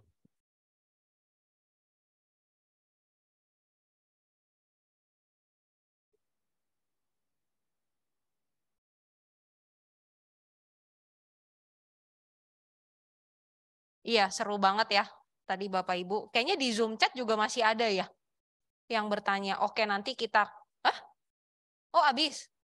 Bukan di Slido loh, di Zoom chat kayaknya tadi masih ada ya. Berarti nanti kita kalau Bapak Ibu masih ada yang mau bertanya, silahkan masuk lagi ke slide. Iya, bisa titip chat ke pengurus, di Zoom chat juga masih bisa, lalu di Slido juga masih bisa. Nanti akan kita kumpulkan dan share ke WA-nya Bu Juliana, dan nanti Bu Juliana akan bales gitu ya. Kan nggak boleh bales ya. Iya maksudnya mereply gitu, nanti kita akan kumpulin dan bikin FAQ-nya gitu ya. Nanti kita share lagi. Iya, saya sangat bersyukur sekali untuk hari ini gitu ya.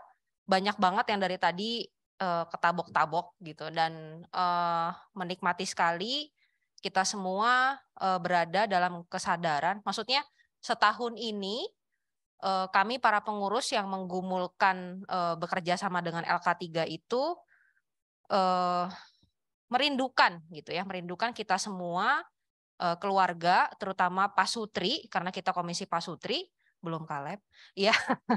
Pak Sutri itu menyadari sampai tahap aware gitu ya, bahwa kita satu pun nggak ada yang sempurna gitu. Keluarga kita pun tidak ada yang sempurna, sampai dalam kesadaran itu, dan makanya kita mau menggali diri, kita mau mengenal diri satu sama lain, sehingga bisa belajar terbuka juga satu sama lain gitu.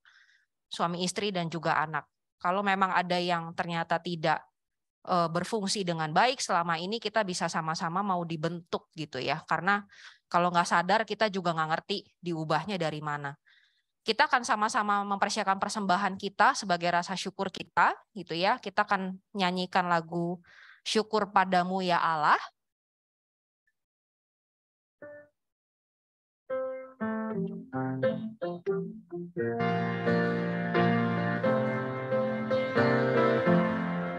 Syukur padamu ya Allah atas segala rahmat-Mu. Syukur atas kecukupan dari kasih-Mu penuh.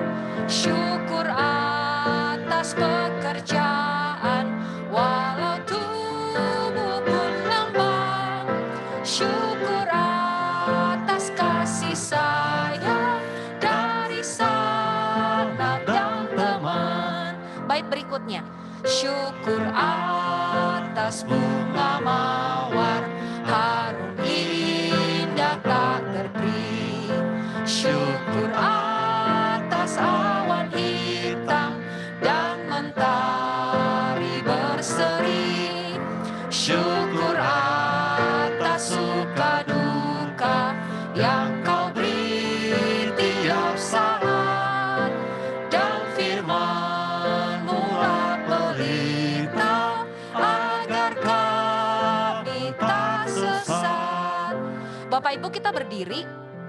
Slide ini tetap ada di situ. Musik boleh tetap berjalan gitu ya.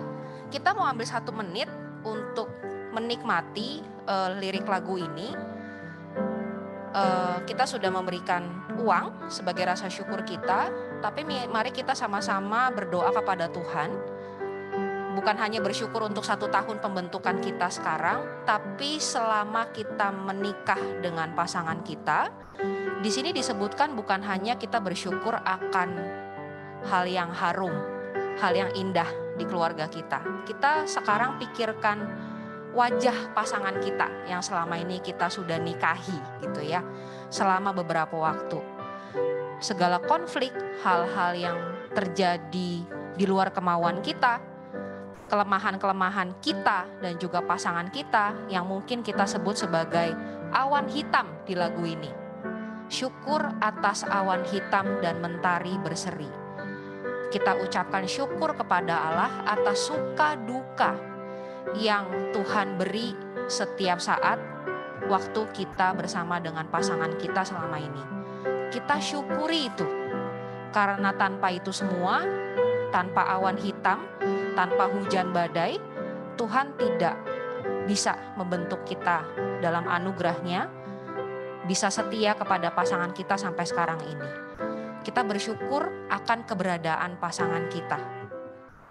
Mari kita ambil waktu 1 menit untuk berdoa dan mengucap syukur untuk pembentukan Tuhan melalui pasangan kita. Sampai detik ini, kita berdoa.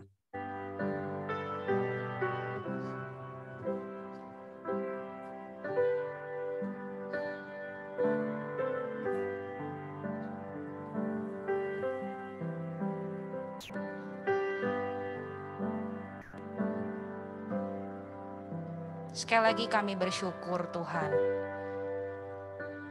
Dalam sepanjang hidup kami, Allah boleh mengasihi kami melalui segala keberadaan pasangan kami. Kami bersyukur itulah bentuk kasih Tuhan tanpa syarat kepada kami melalui pasangan kami.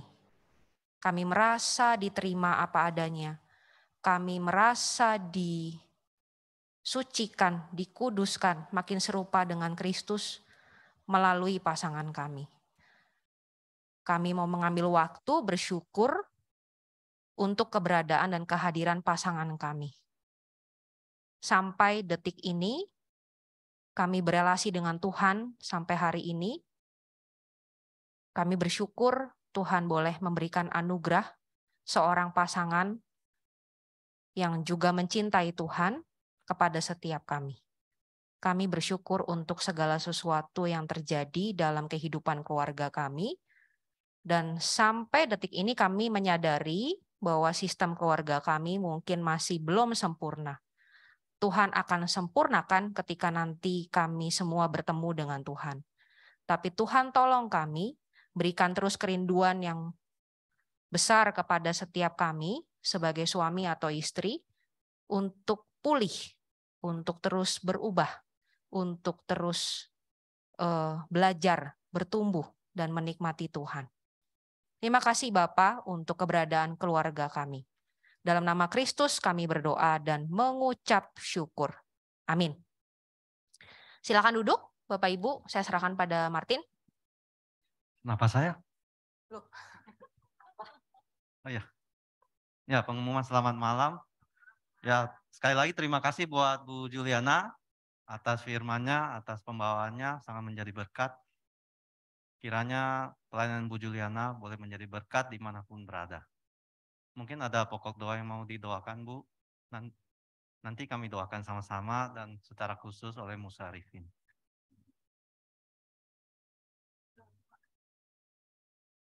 Di LK3. Oke. Doakan pelayanan di LK3. Maksudnya ingat ya. Ya, oke. Selanjutnya kita masuk ke pengumuman. Slide-nya, let's go. Atau let it go. Ya, mungkin ada pastutri-pastutri baru di Zoom ataupun di sini. Di sini kayaknya nggak ada ya. Kamu baru. Baru tua. Yang di Zoom ada? Nggak ada ya, oke. Kita semua pasangan-pasangan setia. Habis ini apa? Anniversary mungkin. Ya, anniversary. Ko Anwar dan Cing Cing, 11 November. Kemarin, ada di Zoom? Ada. Congrats ya. Selanjutnya. Itu siapa? Oh, Irfan dan Viola. Coming soon, 16 November. Next. Aduh, gua nggak kebaca lagi. Pak Andreas dan Beliana. Cibel, ada juga di Zoom tadi, 17 November. Next. Ko Hendra dan Cian. Mungkin ada di Zoom juga tadi ya? Ada ya, 19 November. Next. Oh, Pak David dan Ana, 27 November, ada di Zoom juga tadi. Next. Manuel dan Siska, 1 Desember. Ya, oke, next. Nius dan Lisa, 4 Desember. Kayaknya nggak ada tadi. Ya, oke, next. Ini ketua pasutri kita. Dan ketua majelis kita. Catat. Ada. Oh enggak, ini langsung onsite ini. 7 Desember dicatat ya. Next. Itu mesra banget. Christian dan Angelin, 8 Desember. Next. Oh iya, Daniel dan Ratna, 10 Desember. Next. Banyak ya Desember kayaknya. Kelvin dan Sari. Oh, tadi kayaknya nggak hadir juga. Ya, oke. Next. Wow, Paros dan Bu Lucy. Suruh maju nih, suruh maju. Iya, maju. Yang bagiin bantal dong, siapa yang bagiin? Itu tuh udah. Nah.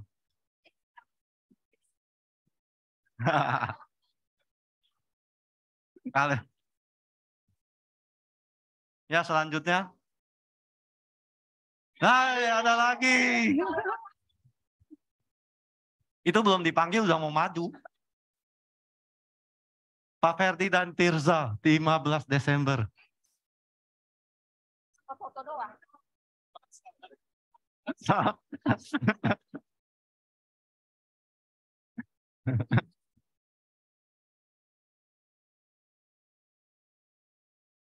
Yang nggak mau bantah boleh mentanya aja. Minta sama Ketua Pasutri. Belum, next masih ada? Oh habis. Oh masih ada. Yosef dan Ivana, 19 Desember. Terus next? Ruslan dan Mary, 24 Desember. Udah selesai? Oke. Udah, sekarang pembagian bantal udah boleh.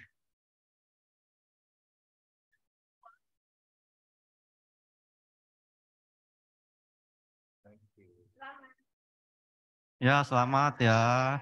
Kiranya Tuhan memberkati rumah tangga. Ya, yang di Zoom nanti kadonya nyusul ya.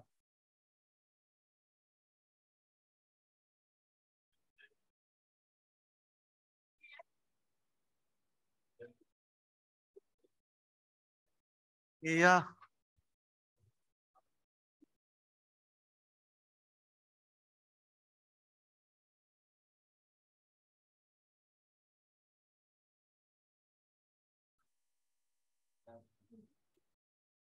Ya, habis ini boleh kita foto bareng. Yang di Zoom juga.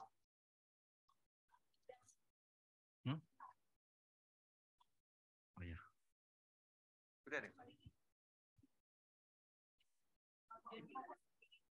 Ya, sebelum kita foto-foto ada sedikit surprise ya. Buat yang ulang tahun hari ini coba ngaku. Siapa ya? Yang bawa mie.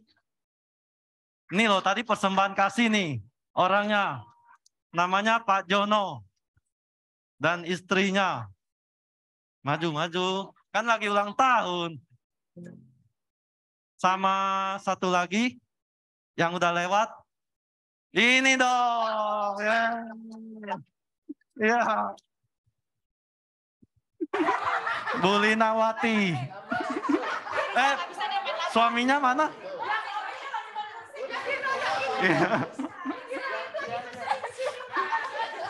Ada pokoknya. Pokoknya ada. Halo, Bapak Ibu yang ada di Zoom. Oh, ada seperti itu. Oke, sebentar. Ada ulang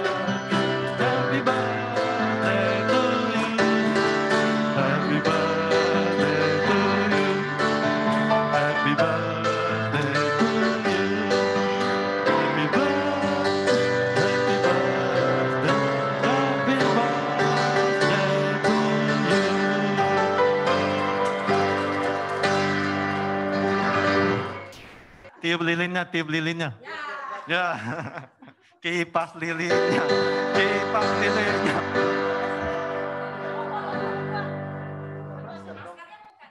Ya, ya.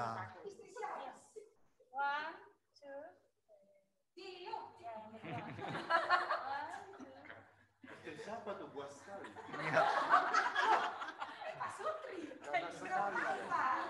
Gak apa-apa, lu gak suka kan? Lu gak tau lu gak suka. Oh, kotim mau. Enggak, kalau itu mah kalau kotak gak mau. Oh gitu. Lu mah rebutan aja sama gua. Mari Bapak Ibu kita menyusun. Ya, kita foto dulu ya, boleh.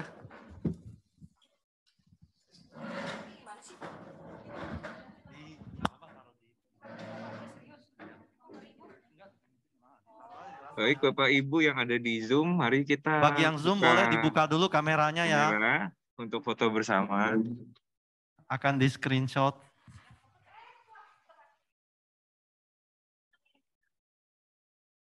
Ayo, silakan.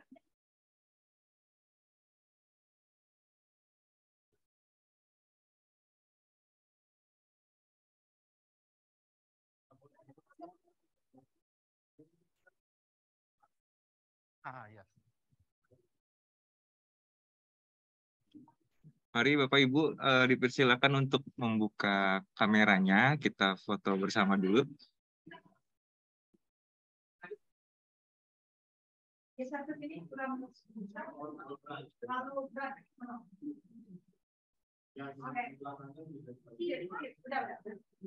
Sudah ya? Oke, kita foto ya. 1, oh ada lagi, ditunggu sebentar. Yosua, Debo. Ini lagi foto. Yuk. Oke, kita mulai ya. Oke. 1, 2, 3. Oke, terima kasih Bapak Ibu.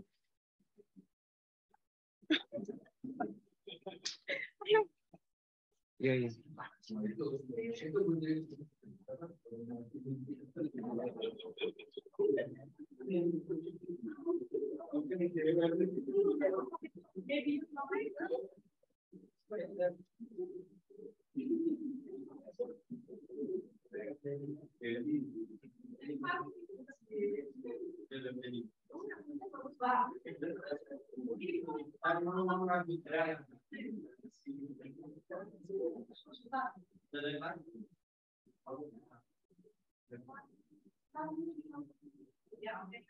Satu, dua, tiga.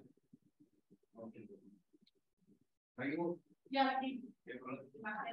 Satu, dua, tiga. Oke.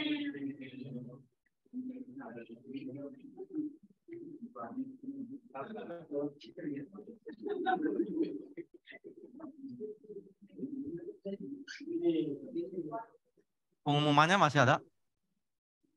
Bulan depan ya? Udah ada posternya? Tapi ada di slide nggak? Oh nggak ada? Oh. Ya kita 10 Desember ada acara Natal, Pak Sutri mungkin ada sedikit games, ada renungan. Posternya belum ada. Tapi temanya apa?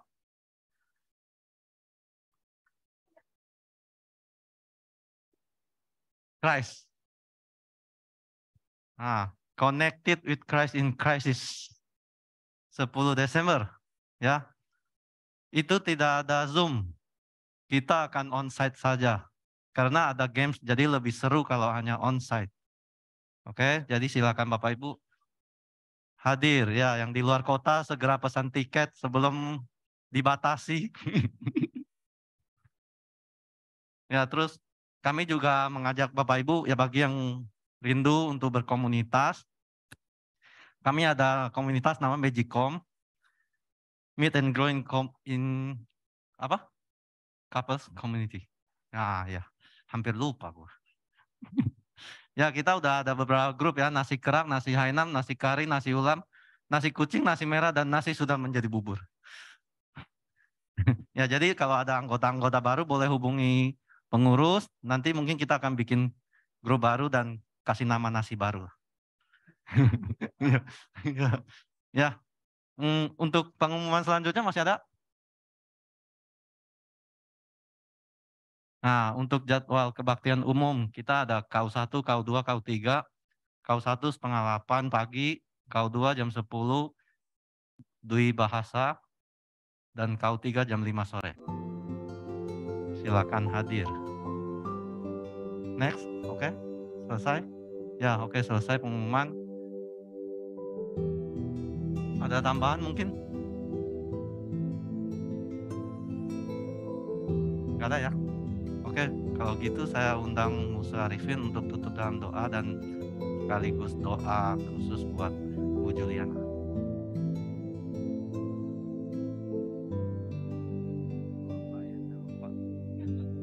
Lain LK3 ya. Baik, saya mengundang Dinda berdiri ya. Ya, saudara sekalian, kita akan bersama-sama ya. Bapak yang baik, kami bersyukur di penghujung persekutuan pada malam hari ini.